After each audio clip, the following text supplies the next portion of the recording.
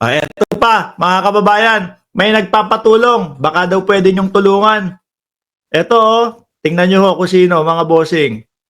Siguro wala na, talagang ramdam niya na yung kawalang pag-asa, mga kababayan. Yung nagsabi na there is no such as West Philippine Sea. Diba? Yung nagsabi ng there is no such as West Philippine Sea. Na ngayon ho, tahimik, mga kababayan. Bakit? Kasi si Google nakisali na eh. No? Kasi si Google inilagay na yung pangalan ng West Philippine Sea doon sa mapa. Ngayon, yung Marcoleta, tahimik na ho, mga bossing. Diba? Nung sinabi niya na there is no such as West Philippine Sea, mga bossing, ako naniniwala ko yun talaga ang gusto niya sabihin doon. Kaya lang, nung napansin niya, negatibo ang reaksyon ng sambayan ng Pilipino, napaatras si Manong Dante. Sinubukan magpaliwanag ni Manong Dante doon sa Net25. Pagkatapos magpaliwanag ni Manong Dante sa Net25, naka-off na yung comment section. Hindi na sila pumapayag na magpakomento galing sa mamamayang Pilipino. Hindi pa siguro sila handa na makareceive ng mga komentong hindi papabor sa kanila. Ngayon, magpapatulong po ako sa inyo. Dalhin po ninyo ako sa Senado. Nako. Dante, Boss Dante, Rodante, Marcoleta. Unang-una, isa-isahin natin yung mga grupo. Diba? Yung mga grupo. Unahin natin ang grupo ng kakamping. Mukhang tagilid ka dyan, boss. Sa mga kakamping. Mukhang malabo kang iboto ng mga kakamping. Sa mga sumusuporta sa gobyerno, malabo din. No? Ayaw namin yung nagsasabi na guni-guni lang ng Pilipino yung West Philippine Sea. Ayaw namin ng ganon. Ang gusto namin, yung makabayan na talagang ipagtatanggol ang ating mga teritoryo. Diba, Kadante? Kasi ang kandidatura ni Kadante, mga bossing, kung makikita nyo po doon sa mga survey, alam nyo kung nasaan? Kahit 20 yata. Pagbigyan na natin, hindi na 12 ang mananalo. Para kay Kadante, 20. Gawin na natin 20. Yung mananalong senador. Mukhang hindi pa din papasok eh. Di ba? Nag-alyansa pa sila ni Honasan. Uy, magpapirma tayo. Sabi ni Honasan, sige, magkakalap ako ng pirma. 1 milyon o 2 milyon, kahit umabot pa ng 60 milyon yung makalap ninyong pirma. Ano sasabihin ng ICC sa inyo? That's cute. No? Ilan yung nakalap nyong pirma? 60 million. That's cute. Hindi pa din namin pauuwiin ang dating Pangulo hanggang hindi natatapos yung paglilitis. Ganun yun. No? Si Honasan, nakakita ng pagkakataon para mapag-usapan yung kanyang pangalan. Di ba? Kasi si Honasan, kung 6 na po at 6 ho ang tumatakbo sa pagkasenador, mga bossing Chief Amo, sir, kahit sabi mo 50 ang mananalo sa pagkasenador, hindi pa din papasok yung pangalan ni Honasan. No? Dahil kung eto po si Rodante Marcoleta, nasa 20 plus yung kanyang survey, yung Honasan ho, nasa 55 o baka nga ho, mga kababayan, mga nasa 60 eh.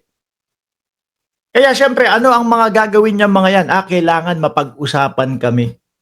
No? Konting-konti na lang, election na. Kailangan mapag-usapan kami. Kaya diyan ho pumapasok, mga kababayan, mga boss, chief, amo, sir, madam, bili na po kayo. 5 tumpok kamatis. Kaya diyan ho pumapasok yung pagpapapansin po sa inyo. No? Akala niya, yung pagkakasabi niya, there's no such as West Philippine Sea. Agree sa kanya ang mamamayang Pilipino. Ang totoo ho, mangilan-ngilan na mga DDS yung umagree kay Marcoleta. Yung papirma-pirma ho ni Honasan at sinakyan naman ni Marcoleta, mga kababayan. Diyos ko po, Lord. Sabihin ko po sa inyo, sa ICC, wala pong ano doon. Wala pong audience impact. Hindi ho kasali ang audience impact. Na kapag ka nakita, naku, ang daming ang daming nagrarally sa labas ng Dahiga, ang daming nagrarally sa labas ng ICC. Sige, pauwi na namin ang dating Pangulong Duterte. Walang ganon. Hindi uso sa ICC yon, no? Idamay mo na, isama mo na si Greco Bellica na yung kanyang party list hindi din pumapasok o anong pagpapapansin din ang ginawa. Susulat ako kay Trump. Susulat ako kay Netanyahu. Susulat ako kay sino pa ba yung dinamay? Si Putin. O, di ba? FF, shout out sa iyo. Balimbing na ang tema sa sobrang desperado. Si Greco Bellica, dahil nga po hindi nababanggit, hindi napapansin yung kanyang party list, susulat ako kay Putin, susulat ako kay Trump, susulat ako kay Netanyahu. Dalawa ho doon, wanted sa ICC. No? May warrant to pare, si Netanyahu at si Putin. Si Trump naman, wala naman din. Hindi naman kasali sa ICC. Hindi ko ho alam kung nakarating yung mga yun. Di ba? Hindi ko alam kung nakarating yung sulat ni Greco Bellica o baka style lang ho hindi napapansin yung aking party list Sabihin ko susulat. Pag type ko, pagkahaba-haba na ito, tapos pipicturean ko, ipopost ko sa social media ko. Desiree, nandiyan ka pala, no, sa TikTok. Ipopost ko sa social media ko, sa Facebook ko.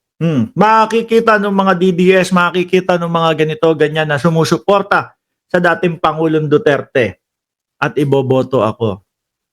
No? Ang tanongin nyo si Bellica, Greco, nakarating ba yung sulat? Or wala lang? Charing mo lang yun. Di ba? O wala lang. No? Baka nandyan lang din sa bahay nyo. Greco, natatakan ba na na-receive ni Donald Trump yung sulat mo? O charing-charing lang yun. Di ba Ron Francis, walang West Philippine Sea, Marcoleta. Sa list ko rin, walang Marcoleta. Oh.